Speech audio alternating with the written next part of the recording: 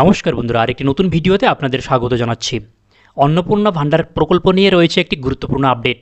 যারা ইতিমধ্যে টাকা পেয়ে গিয়েছেন আপনাদের টাকা ফেরত নেওয়া হবে, এবং যারা টাকা পাননি আপনাদের জন্য সুখবর রয়েছে। তো উভয়ই ভিডিওটি শেষ পর্যন্ত দেখতে ভুলবেন না। এই নোটিশটা আপনারা দেখতে পাচ্ছেন, এটা গতকালের নোটিশ 8 তারিখ। এখানে 8 জুলাই 2026 তারিখে পশ্চিমবঙ্গ সরকারের নারী, শিশু এবং সমাজ কল্যাণ দপ্তর উচ্চ পর্যায়ের পর্যালোচনা বৈঠক করেছিল। অন্নপূর্ণা যোজনার কাজ দ্রুত এবং নির্ভুলভাবে সম্পন্ন করার জন্য অনেকগুলো গুরুত্বপূর্ণ সিদ্ধান্ত এবং নির্দেশাবলী দেওয়া হয়েছে। যে সমস্ত চাকরিজীবী পরিবারের ফ্যামিলির মেম্বার মহিলা যারা রয়েছেন তারা কিন্তু আর টাকা পাবেন না। পর্যন্ত দেখুন, নতুন দর্শক হয়ে থাকলে চ্যানেলটি সাবস্ক্রাইব করতে ভুলবেন না। ভিডিওটি ভালো লাগলে অবশ্যই লাইক করবেন, শেয়ার করে সকলকে জানানোর সুযোগ করে দেবেন। তো এখানে পোর্টাল এবং কারিগরি ব্যবস্থার আধুনিকীকরণের জন্য নির্দেশ দেওয়া হয়েছে। এবার থেকে আপনারা এডিট অপশন পাবেন, অর্থাৎ আপনারা কিন্তু সেই এডিট করতে পারবেন না। আবেদনের নামের বানান বা আধার কার্ডের মতো তথ্যে ছোটোখাটো ভুল যারা করেছে সরাসরি সংশোধন করার জন্য তদন্তকারী আধিকারিক, এনকোয়ারি অফিসার এবং ভেরিফায়ার লেভেলে এডিট অপশন চালু করা হচ্ছে। যারা ভেরিফাই করবে তাদের লেভেলে কিন্তু এই এডিট অপশন চালু করা হচ্ছে।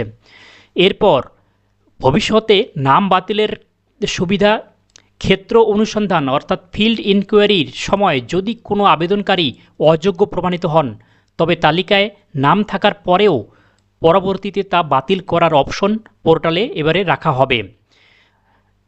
এরপর রিভার্টেড অ্যাপ্লিকেশন যাদের হয়েছে, যে সমস্ত আবেদন ব্যাক এন্ড থেকে সংশোধনের জন্য ফেরত রিভার্টেড পাঠানো হয়েছে, সেগুলো তদন্তকারী আধিকারিকের লগ ইনেই দেখার ব্যবস্থা করা হচ্ছে। তো আপনাদের আর নতুন করে কিছু করতে হবে না যাদের রিভার্টেড এসে। এরপর অনলাইন মনিটরিং, পুরো ডিজিটাইজেশন এবং ভেরিফিকেশন প্রক্রিয়াটি সঠিকভাবে পর্যবেক্ষণ করার জন্য নতুন এমআইএস সিস্টেম যুক্ত করা হচ্ছে। এরপর গুরুত্বপূর্ণ আপডেট, যোগ্যতা এবং অযোগ্যতার স্পষ্ট নির্দেশিকা, এলিজিবিলিটি গাইডলাইন দেওয়া হয়েছে। সরকারি এবং চুক্তিভিত্তিক কর্মী যারা রয়েছেন, আইসিডিএস কর্মী, সহায়িকা, আশাকর্মী, সিভিক ভলান্টিয়ার এবং প্যারা টিচার যারা রয়েছে, যেহেতু সরকারি ক্ষেত্র থেকে প্রতি মাসে নিয়মিত পারিশ্রমিক তারা পাচ্ছেন, তাই পরবর্তী নির্দেশ না আসা পর্যন্ত তাদের আবেদন অনুমোদন করা হবে না। এই নোটিশটিতে স্পষ্ট করে সেটা বলা হয়েছে। আপনারা এখানে নোটিশটা দেখতে পাচ্ছেন, সেখানে স্পষ্ট করে বলা হয়েছে। এরপর কি বলা হয়েছে, যারা সরকারি চাকরি এবং করদাতা পরিবার রয়েছেন, সরকারি চাকরিজীবী, পেনশনভোগী এবং আয়কর দাতাদের পরিবারের সদস্যদের আবেদনও আপাতত অনুমোদিত তালিকার বাইরে রাখার নির্দেশ দেওয়া হয়েছে। আপনার হাজব্যান্ড যদি চাকরি করে, বাড়িতে কেউ চাকরি করে, তাহলেও আপনি এই মুহূর্তে টাকা পাবেন না। অনুমোদিত তালিকার বাইরে রাখার নির্দেশ দেওয়া হয়েছে। শুধুমাত্র প্রকৃত দুস্থ ও যোগ্য মহিলাদের তালিকায় সর্বোচ্চ অগ্রাধিকার দেওয়া হবে। এরপর যাদের ঘর, জমি এবং ট্যাক্সের নিয়মেও কিন্তু পরিবর্তন আনা হয়েছে।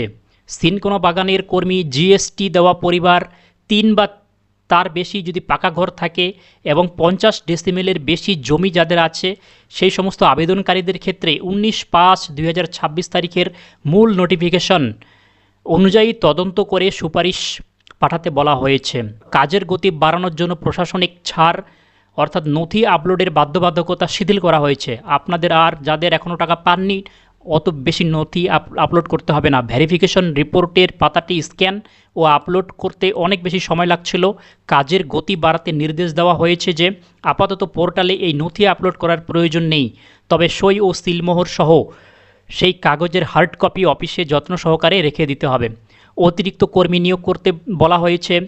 মাঠ পর্যায়ের তদন্ত কাজের গতি বাড়াতে জেলা প্রশাসনকে সিডিপিও, আশাকর্মী, আইসিডিএস কর্মী, সহায়িকা, সুপারভাইজার এবং আগ্রহী বিএলও যারা রয়েছে যুক্ত করার নির্দেশ দেওয়া হয়েছে। এর জন্য তাদের নির্দিষ্ট পারিশ্রমিকও দেওয়া হবে। সাধারণ নাগরিকদের জন্য বিশেষ সুবিধা চালু করা হচ্ছে। সিটিজেন সার্ভিসেস, অফলাইন যারা আবেদন করেছেন তাদের স্ট্যাটাস চেক করার জন্য, আবেদন যারা করেছেন অফলাইনে বিডিও অফিসে ভিড় করছেন, তাদের জন্য বড় সুখবর। অফিসে ফর্ম এন্ট্রি হওয়ার পর সাধারণ নাগরিক যাতে নিজেরাই অনলাইনে স্ট্যাটাস চেক করতে পারেন, সেই অপশন পোর্টালে এবারে চালু করে দেওয়া হবে। আপনারা দেখতে পারবেন আপনাদের আবেদন কি পর্যায়ে রয়েছে। টাকা না ঢোকার নির্দিষ্ট কারণ, ব্যাংক স্তরে টাকা আটকে যাওয়া বা ফেইল পেমেন্ট যাদের হচ্ছে, পেমেন্ট ফেইলার হওয়ার আসল কারণগুলো এখন থেকে সরাসরি আবেদনকারীর স্তরে এবং পোর্টাল ড্যাশবোর্ডে পরিষ্কারভাবে দেখিয়ে দেওয়া হবে। আপনারা অনলাইনে ড্যাশবোর্ডেই দেখতে পারবেন যে কী কারণে আপনার টাকা পেমেন্ট ফেইলার হয়েছে বা কী কারণে আপনি টাকা পাচ্ছেন না। এখানে দেখুন এই নোটিশের এখানে it was asked whether AWH, ASHA worker, civic volunteer, para teacher, etc. will be eligible for Annapurna Yojana. It was informed that since they are engaged in government sector and receiving honorarium remuneration on a monthly basis, their application may not be approved as of now till any further order.